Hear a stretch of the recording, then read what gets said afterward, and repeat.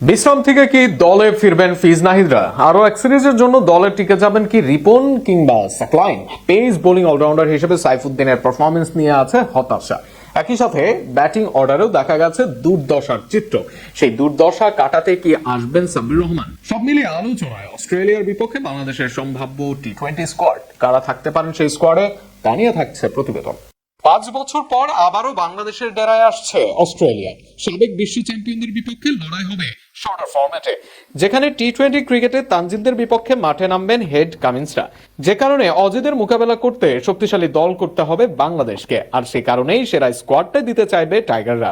তানজিদ হাসান তামিম ও সাইফ হাসান বর্তমানে শর্টার ফরম্যাটে পালন করেন ওপেনিং এর দায়িত্ব। ওডিআই বা টি-20 দুই জায়গায় এই জোড়াকেই দেখা যায় ওপেনিং এর জন্য। নাম্বার 3-এ টি-20 ক্রিকেটে ব্যাটিং করেন লিটন দাস। অধিনায়ক লিটনকে অজিদের বিপক্ষেও দেখা যাবে এই দায়িত্বে। নাম্বার 3 থেকে লিটনের থেকে সেরা পারফরমেন্স চাইবে দল। মিডল অর্ডারের জন্য দলে জায়গা নিশ্চিত পারভেজ ইমন ও তাওহিদ হৃদয়ের। শেষ সিরিজে নিজেদের ব্যাটিং ঝলক দেখান তারা। শামী হোসেন পাটোয়ারি থাকবেন দলে, শেষ দিকে ফিনিশিং এর দায়িত্ব থাকবে তার। এদের সঙ্গে দলে যুক্ত হতে পারেন সাব্বির রহমান। মূল একাদশে সাব্বির হয়তো শুরুতেই জায়গা পাবেন না, তবে ব্যাকআপ হিসেবে তিনি হতে পারেন দারুণ পছন্দ। সেক্ষেত্রে ফিনিশার হিসেবে দায়িত্ব পালন করবেন তিনি। স্পিন আক্রমণে থাকবেন লেগি রিশাদ হোসেন ও অফ স্পিনার শাক মাহাদি হাসান।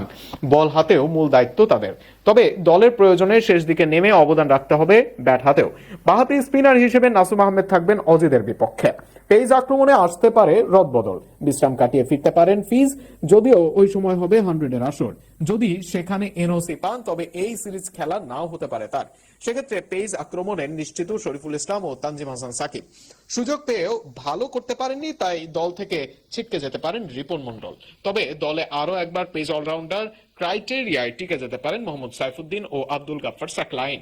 এখনো চূড়ান্ত নয় কেমন দল দেয় অস্ট্রেলিয়া, তবে এই সিরিজে ভালো পিচে সেরা খেলাটাই খেলতে চাইবে বাংলাদেশ দল। আর সেখানেই শক্তিশালী দল গড়তেই অজিদের মুখোমুখি হওয়ার জন্য প্রস্তুত থাকবে টিম টাইগার্স। আগামী জুনে দেখা যাবে এই দুই দলের সিরিজ।